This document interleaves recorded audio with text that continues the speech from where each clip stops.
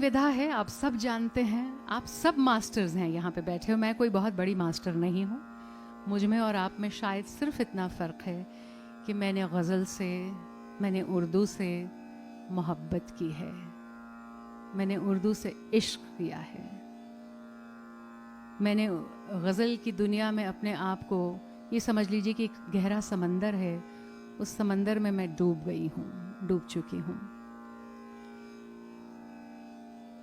Present इसका ये है कि जो ओरिजिनल स्टाइल था गज़ल का, रवायती अंदाज, वो तो अब सुनाई नहीं देता, वो तो कहीं गुम हो गया।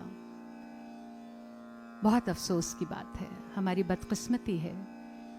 उसकी दो ख़ास वजह जो हैं वो मुझे ये दिखाई देती हैं। एक तो है उर्दू ज़बान को जो हमने खो दिया, ये हमारा बहुत बड़ा नुकसान हुआ, बहुत बड़ा नुकसान।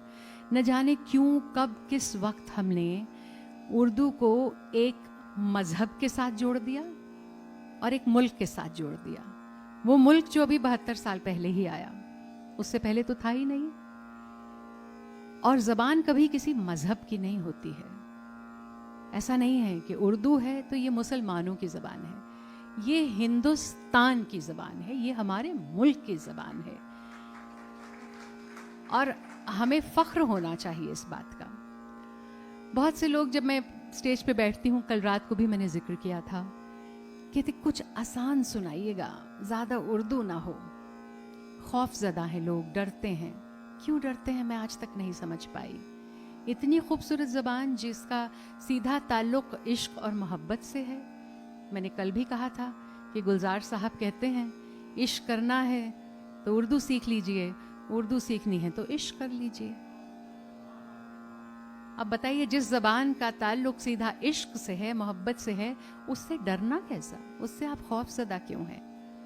तो कहीं मुझे इस बात का एहसास हुआ, इसलिए आपने देखा होगा कि मैं हर मुश्किल लफ्ज़ को ट्रांसलेट करके बता देती हूँ, मैं उसका मतलब समझा देती हूँ ताकि आप भी शेर का मज़ा लें। लेकिन कोशिश मेरी ये है कि अगर मेरे कहने से, मेरे सुनाने से, मेरे बात करने से 100 लोगों में से 2 लोग भी मुतासिर हो जाएं और वो थोड़ी सी तवज्जो जो है उर्दू की तरफ देने लगें, कोशिश करें। आजकल तो गूगल का ज़माना है, रेख्ता का ज़माना है, इतनी वेबसाइट्स हैं, आप सिर्फ एक वर्ड लिखें और उसका मतलब सामने आ जाता है। थोड़ी सी कोशिश की बात है, जज्बे की बात है। गज़ल के लिए किसी ने बहुत खूब कहा है कि फ़िक्र मोमिन की, ज़बां दाग़ की, मीर का रंगे सुखन,